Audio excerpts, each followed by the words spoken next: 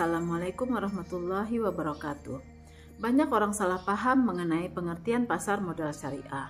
Nah, pada video ini kita akan mempelajari lebih dekat apa sebenarnya yang dimaksud dengan pasar modal syariah, bagaimana prosesnya, dan instrumen apa yang diperdagangkan pada pasar modal syariah.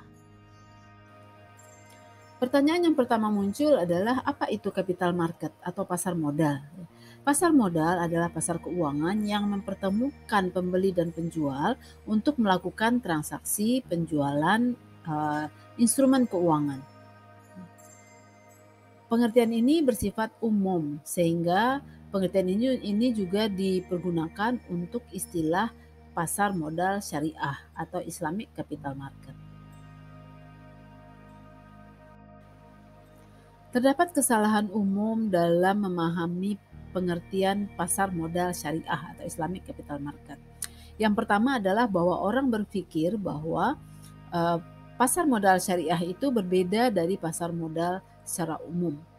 Ya. Nah, padahal sebenarnya tidak terdapat perbedaan antara pasar modal biasa dan pasar modal syariah karena pasar modalnya hanya tetap satu, ya. Pasar modal yang sama, mekanisme dan sistemnya juga sama. Lalu apa perbedaannya? Ya, perbedaannya adalah pada instrumennya. Jadi bukan pada pasarnya. Yaitu hanya instrumen-instrumen yang patuh atau sesuai dengan hukum Islam dan diizinkan dalam hukum Islam yang boleh diperdagangkan pada pasar modal Islam.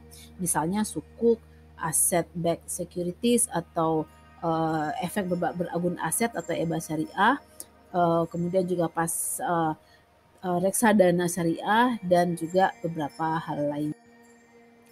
Lalu apa itu pasar modal syariah? Perbedaannya bukan pada pasar modalnya, karena pasar modal yang dipakai adalah pasar modal yang sama dengan pasar modal yang umum yang dipakai untuk memperdagangkan saham-saham atau instrumen-instrumen keuangan lainnya. Yang ada sebenarnya adalah Islamic Index, ya, yang terdiri dari stok-stok yang dianggap sebagai stok syariah. Jadi pasar modalnya adalah pasar modal yang sama, hanya saja di situ terdapat indeks yang mengumpulkan saham-saham atas company atau perusahaan-perusahaan yang aktivitasnya tidak bertentangan dengan syariah. Nah, ini yang kemudian disebut dengan Islamic stocks. Jadi, pasar modal syariah bukan merupakan sistem yang terpisah dari sistem pasar modal secara umum, ya. Secara umum pasar modal syariah itu merupakan aktivitas yang tidak berbeda dengan pasar modal konvensional.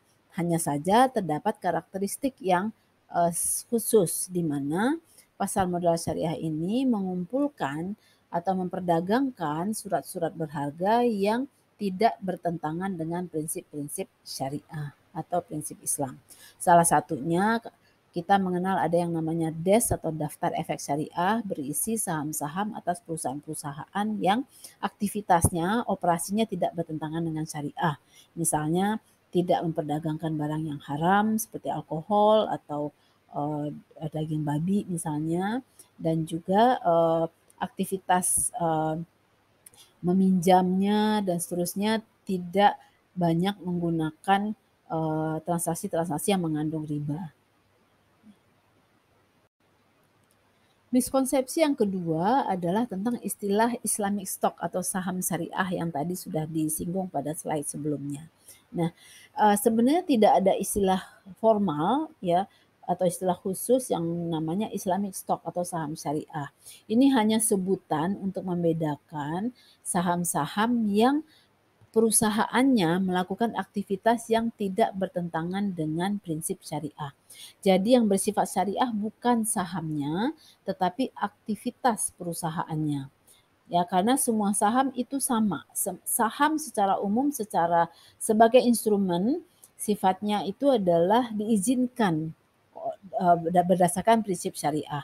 Yang berbeda adalah aktivitas perusahaannya. Sehingga perusahaan-perusahaan yang memiliki aktivitas yang bertentangan dengan syariah, misalnya menjual barang alkohol, minuman beralkohol, menjual barang haram, barang curian, atau menjual atau memproduksi daging babi misalnya. Nah ini aktivitas operasinya bertentangan dengan syariah sehingga dia tidak bisa masuk ke dalam indeks saham syariah. Jadi yang syariah bukan sahamnya tetapi aktivitas perusahaannya, operasi perusahaannya, ya. Tidak jauh berbeda dengan instrumen keuangan konvensional pada pasar modal secara umumnya, instrumen keuangan syariah juga dikelompokkan ke dalam instrumen yang bersifat utang atau debt dan instrumen yang bersifat saham. Terdapat juga instrumen yang merupakan campuran keduanya yaitu reksadana. Hanya saja pada instrumen keuangan syariah tidak terdapat instrumen keuangan derivatif.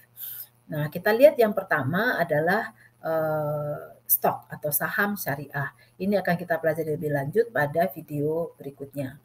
Yang kedua adalah sukuk.